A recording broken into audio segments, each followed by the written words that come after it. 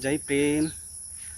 आज चाहिँ असार 15 राष्ट्रिय धान दिवसको अवसरमा म चाहिँ धानबारी जाँदैछु। असार 15 को रोपाई कार्यक्रम चाहिँ हामी यहाँ गर्दैछौँ।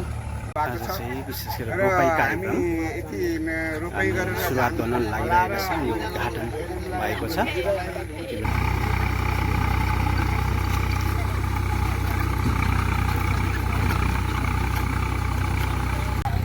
बाबा हजुर पहिला पहाडमा मजा आउँछ नि अलि लाउँदा काम कोदाली हुन्छ कि छोटो हजुर देखाउनु त बाबा कसरी लाउँछ यस्तो कसरी हुन्छ कि यस्तो पक्रिन्छ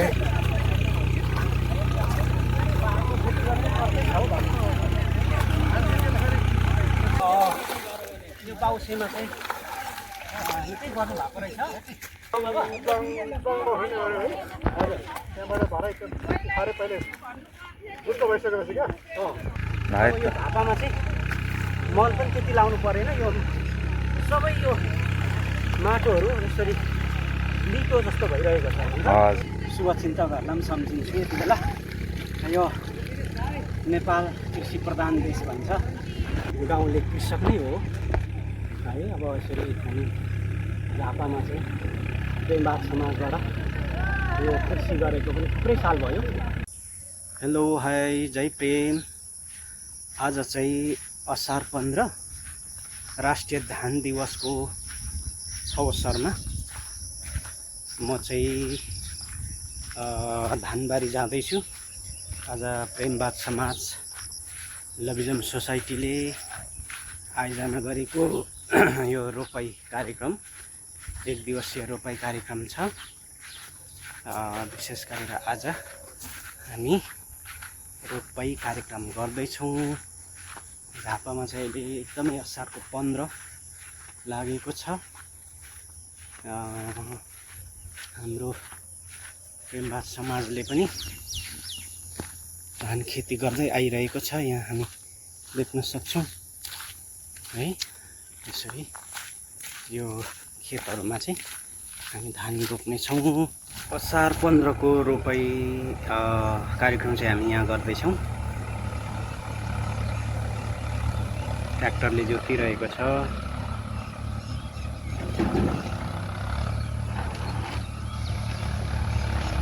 आज चाहिँ विशेष गरेर रोपाई कार्यक्रम सुरुवात गर्न लागिरहेको छ। यो उद्घाटन भएको छ। यति बेला सबै एलएमहरू मिलेर धान खेती गर्दैछौँ हामी। माना रोपेर चाहिँ मुरी उब्जाउने हाम्रो उद्देश्य छ।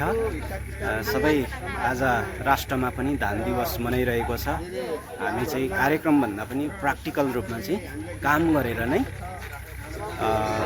यो रोपाई कार्यक्रम गर्ने हाम्रो प्रेमबाद समाजले गरेका छन्। सबै एलएमहरू जति भएका एलएमहरू सहभागी भएर चाहिँ यो रोपाई गर्दैछौँ। सबैलाई हामी सम्झिन्छौँ।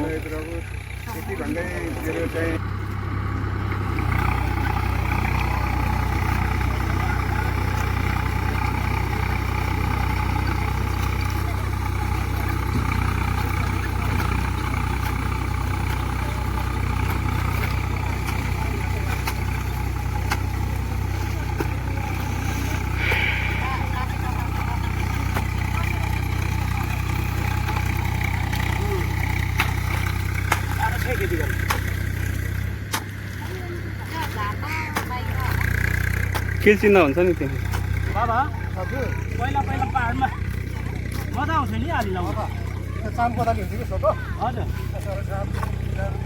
देखाउनु त बाबा कसरी लाउँछ यस्तो कसरी हुन्छ कि यस्तो पक्रिन्छ काम कोदाली हुन्छ कि त्यहाँबाट यसो गऱ्यो होइन काम कोदाली यस्तो राख्यो त्यहाँबाट सही लिएर हजुर चाहिँ धान खेती गर्दै गर्नुहुन्छ त्यस्तो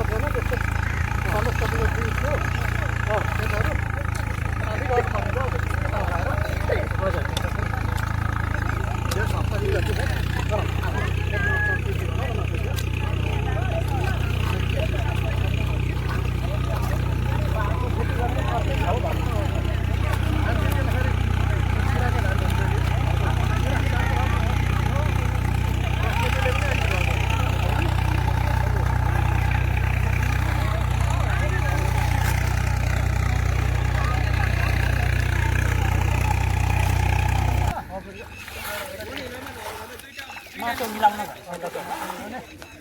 गाउँ घरमा त खैरी भन्छ त्यतालाई खौरा त्यतालाई हुन्छ हजुर खैरीले सबै मिक्स गरेर बाउसे ठेउरे भन्छ हामी चाहिँ बाउसे हो हाम्रो केन्द्रीय सदस्य हस्तबाबा चाहिँ निकै यो बाउसेमा चाहिँ निकै गर्नुभएको रहेछ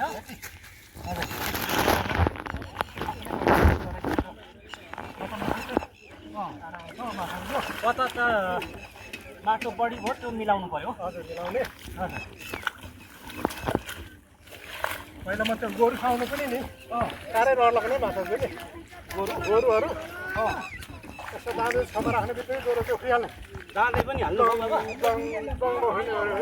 हजुर त्यहाँबाट भरै साह्रै पहिले दुःख भइसकेपछि क्या फेरि बिस्तारै कहाँ कहाँ बेसी हिलो हुन्छ होइन त्यो हिलो चाहिँ बिस्तारै मिलाएर एउटालाई त कमै मात्रै पार्छ क्या त्यति बेला दाँदै लगाएपछि त हामी नसक्नुहुन्थ्यो गोरुहरू त एकचोटि चाहिँ म के भएको छ भने नि हजुर गोरुहरू त त्यो दाँदै राखेर घुमाएर राख्नै नपाउने नभ्याउने क्या खोज्छ फ्री गयो हजुर दाँदै खुट्टा बायाँ खुट्टा छ त्यो छिलेर उता अगाडि गयो कोसी गर्ने भित्र यहाँदेखिको पर लग्यो नि जति गर्ने बाबाले पनि अनुभव चाहिँ खेतीपातीदेखि लिएर ब्रिटिस आर्मीसम्म होइन ब्रिटिस आर्मीमा पनि त्यो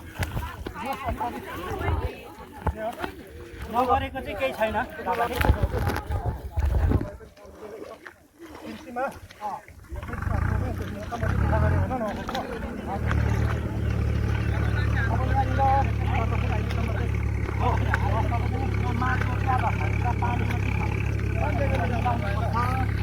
अहिले फेरि ओइ क्यामेरा छ यहाँ एकछिन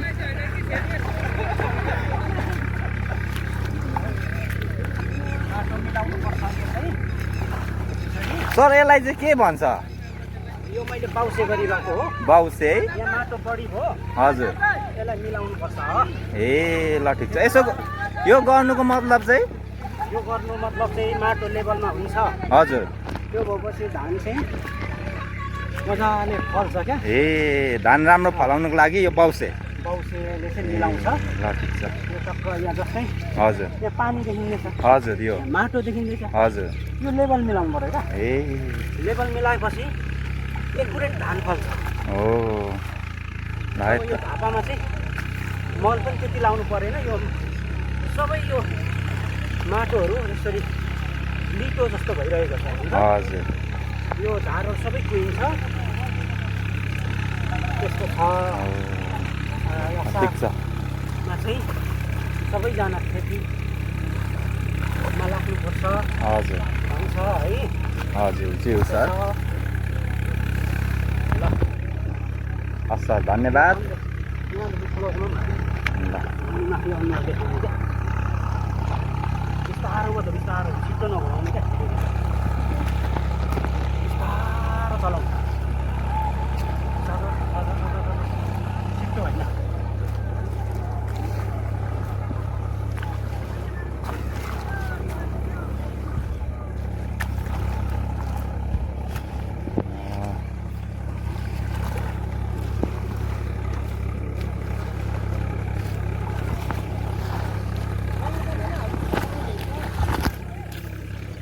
ल बाउसे गर्दैछु है आज म असार 15मा विशेष गरेर हाम्रा प्रेमवादी यात्रीहरूलाई सम्झिन्छु अनि हाम्रो शुभचिन्तकहरूलाई पनि सम्झिन्छु यति बेला यो नेपाल कृषि प्रधान देश भन्छ हामीले कृषि गर्नुपर्छ र प्रेमवादले सिकाएको पनि यही हो मेहनत गऱ्यो भने मिठो फल पाइन्छ त्यस्तो हो खासमा चाहिँ त्यही भएर गुरुहरूले हामीलाई सिकाएको चाहिँ बडा मेहनत बडा परिश्रम गुरुहरुको यो दर्शनअनुसार म पनि एउटा गाउँले कृषक नै हो है। अब यसरी हामी झापामा चाहिँ प्रेमवाद समाजबाट यो कृषि गरेको पनि थुप्रै साल भयो भएको छ। त्यस्तो छ अवस्था र सबैलाई राष्ट्रिय धान दिवसको अवसरमा शुभकामना व्यक्त गर्छु। अब यो किसानको चाहिँ यो फोर्स है हो।